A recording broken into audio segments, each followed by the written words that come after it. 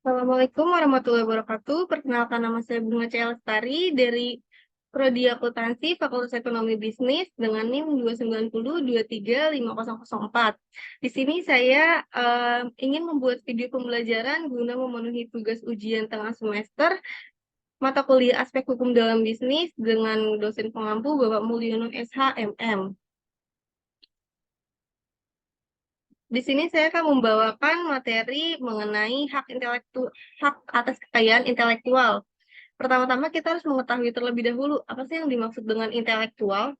Jadi intelektual dalam Kamus Besar Bahasa Indonesia atau KBBI ialah cerdas, berakal, dan berpikiran jernih berdasarkan ilmu pengetahuan, mempunyai kecerdasan yang tinggi, cendekiawan, totalitas pengertian atau kesadaran, terutama yang menyangkut pemikiran dan pemahaman. Lalu ada pengertian hak kekayaan intelektual. Di sini ada menurut Undang-Undang Nomor 7 Tahun 1994 tentang pengesahan WTO atau Agreement Establishing the World Trade Organization, yaitu pengertian intellectual property right sendiri adalah pemahaman mengenai hak atas kekayaan yang timbul dari kemampuan intelektual manusia yang mempunyai hubungan dengan hak seseorang secara pribadi, yaitu hak asasi manusia atau human right. Lalu yang kedua ada hak kekayaan intelektual atau HKI. Didefinisikan sebagai hak untuk memperoleh perlindungan secara hukum atas kekayaan intelektual sesuai dengan peraturan perundang-undangan di bidang HKI, seperti Undang-Undang Hak Cipta, paten, desain industri, rahasia dagang, varietas tanaman, sirkuit terpadu, dan merek. Lalu yang ketiga ada haki atau hak atas kekayaan intelektual adalah hak eksklusif yang diberikan suatu hukum atau peraturan kepada seseorang atau sekelompok orang atas karya ciptaannya. Objek yang diatur dalam haki adalah karya-karya yang timbul atau lahir karena kemampuan intelektual manusia. Lalu di sini ada dasar hukum hak atas kekayaan intelektual yang tertuang dalam berbagai undang-undang dan keputusan presiden. Yang pertama ada Undang-Undang Nomor 7 Tahun 1994 tentang pengesahan Agreement Establishing the World Trade Organization. Lalu yang kedua ada Undang-Undang Nomor 10 Tahun 1995 tentang kepabeanan. Lalu yang ketiga ada Undang-Undang Nomor 12 Tahun 1997 tentang hak cipta. Lalu ada Undang-Undang Nomor 14 Tahun 1997 tentang merek. Lalu ada Undang-Undang Nomor 13 Tahun 1997 tentang hak paten. Lalu ada Keputusan Presiden RI Nomor 15 Tahun 1997 tentang pengesahan Paris Convention for the Protection of Industrial Property dan Convention Establishing the World Intellectual Property Organization. Lalu ada Keputusan Presiden RI Nomor 17 Tahun 1997 tentang pengesahan Trademark Law Treaty. Lalu ada Keputusan Presiden Republik Indonesia Nomor 18 Tahun 1997 tentang pengesahan Berne Convention for the Protection and Artistic Work. Lalu di sini ada manfaat dari diterapkannya haki. Yang pertama ada mengantisipasi adanya pelanggaran hak atas kekayaan intelektual orang lain. Lalu yang kedua ada sebagai perlindungan hukum kepada pencipta. Lalu ada meningkatkan kompetisi dan juga memperluas pangsa pasar. Lalu ada sebagai bahan pertimbangan dalam penentukan strategi penelitian. Dan yang terakhir ada sumber peningkatan penghasilan bagi pelaku ekonomi kreatif. Lalu di sini saya akan membahas mengenai hak cipta. Pertama-tama, apa sih yang dimaksud dengan hak cipta? Jadi hak cipta adalah hak eksklusif yang diberikan kepada pencipta atau pemilik suatu karya kreatif untuk mengatur dan melindungi penggunaan reproduksi, distribusi, dan pemanfaatan karya tersebut.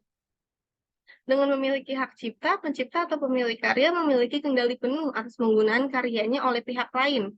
Hal ini berarti orang lain tidak dapat menggunakan, menyalin, atau menyebarluaskan karya tersebut tanpa izin atau persetujuan dari pemilik hak cipta, kecuali jika diberikannya lisensi atau hak khusus lainnya.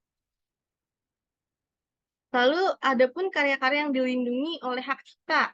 Jadi, cipta-ciptaan yang terkait pada hak cipta berdasarkan Undang-Undang Nomor 19 Tahun 2002 mencakup berbagai bidang ilmu pengetahuan, seni, dan sastra.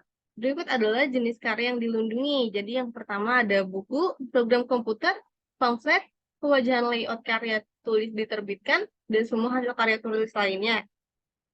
Lalu yang kedua ada ceramah, kuliah, pidato, dan ciptaan lain yang sejenis dengan itu. Yang ketiga ada alat peraga yang dibuat untuk kepentingan pendidikan dan ilmu pengetahuan. Lalu ada lagu dan musik dengan atau tanpa teks. Lalu yang kelima ada drama atau drama musikal, tari, koreografi, pewayangan atau pantomim. Dan yang keenam ada seni rupa dalam berbagai bentuk seperti lukisan, gambar, ukiran, kaligrafi, dan lain-lain. Lalu di sini ada masa perlindungan hak cipta. Yang pertama, perlindungan hak cipta seumur hidup. Seumur hidup penciptanya plus 70 tahun. Lalu ada program komputer yaitu 50 tahun sejak pertama kali diterbitkan. Lalu ada produser rekaman 50 tahun sejak ciptaan difiksasikan. Lalu ada lembaga penyiaran 20 tahun sejak pertama kali disiarkan. Lalu di sini ada contoh dari pelanggaran hak cipta. Yaitu yang pertama ada penjiplakan karya tulis seperti esai, buku artikel, dan sebagainya.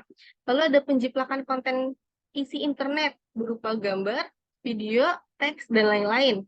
Ada pelanggaran hak cipta lagu, jadi lagu juga sering menjadi sasaran plagiarisme atau pembajakan, seperti menyediakan tautan unduhan di situs web yang tidak berlisensi.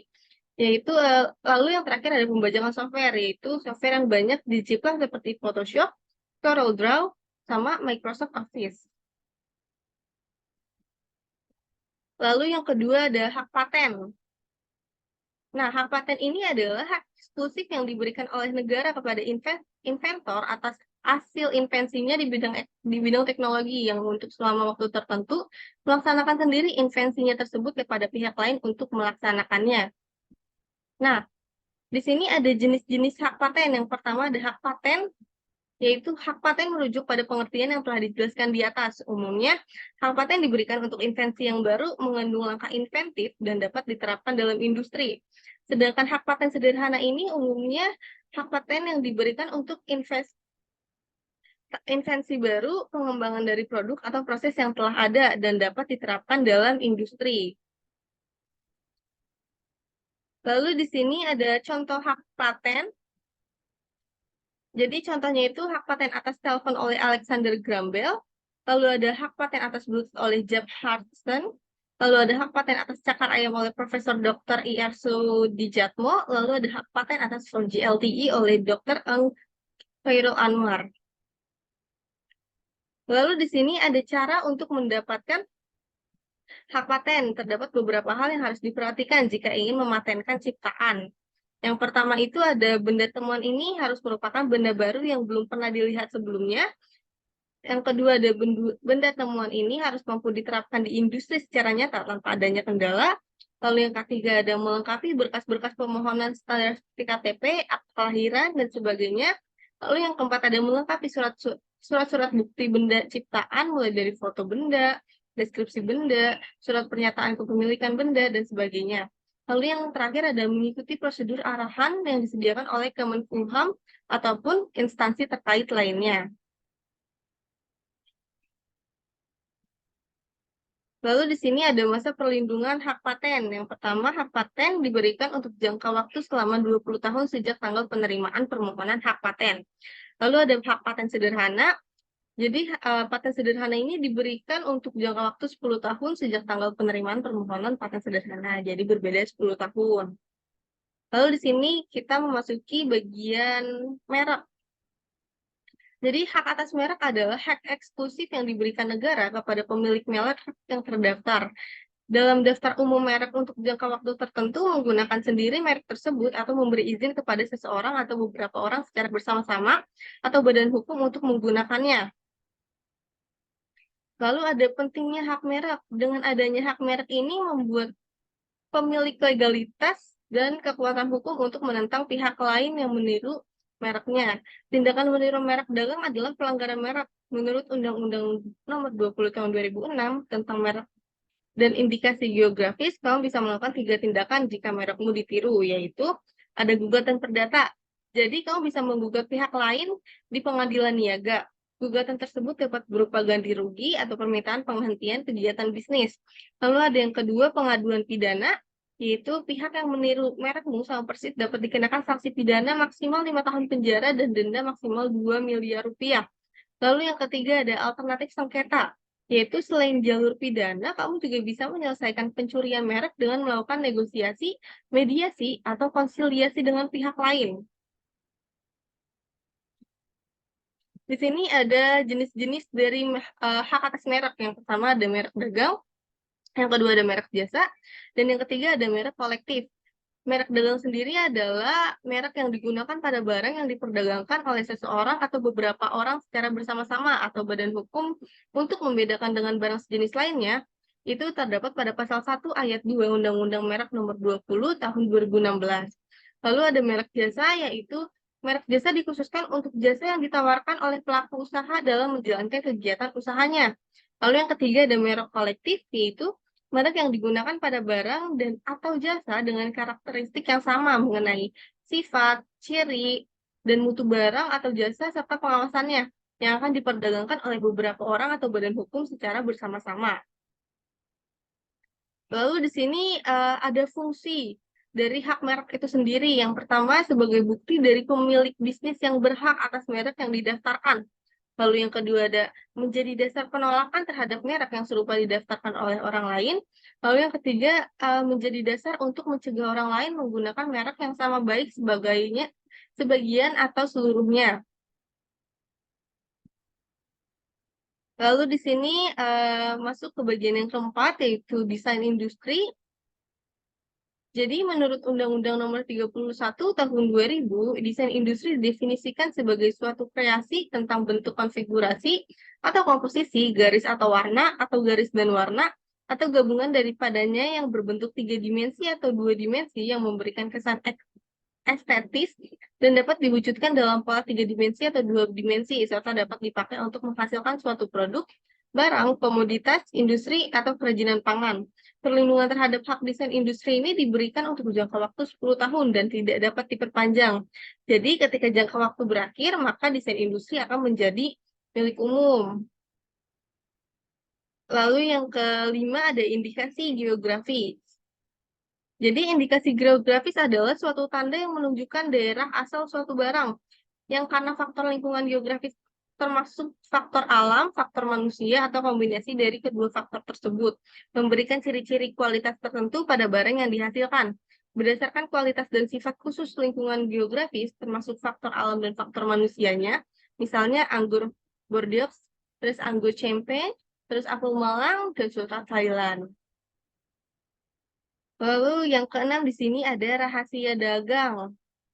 Jadi rahasia dagang adalah informasi yang tidak diketahui oleh umum di bidang teknologi dan bisnis, mempunyai nilai ekonomi karena berguna dalam kegiatan usaha, dan dijaga kerahasiaannya oleh pemilik rahasia dagang. Lingkup perlindungan rahasia dagang meliputi metode produksi, metode pengolahan, metode penjualan, atau informasi lain di bidang teknologi atau bisnis yang memiliki nilai ekonomi dan tidak diketahui oleh masyarakat umum. Pelanggaran rahasia dagang terjadi apabila seseorang dengan sengaja mengungkapkan rahasia dagang, mengingkari kesepakatan, atau mengingkari kewajiban tertulis atau tidak tertulis untuk menjaga rahasia dagang yang bersangkutan. Lalu ada yang kedua, seseorang memperoleh atau menguasai rahasia dagang dengan cara yang bertentangan dengan peraturan perundang-undangan yang berlaku. Oke, baik, segitu saja presentasi dari saya. Kurang lebihnya mohon maaf. Wassalamualaikum warahmatullahi wabarakatuh.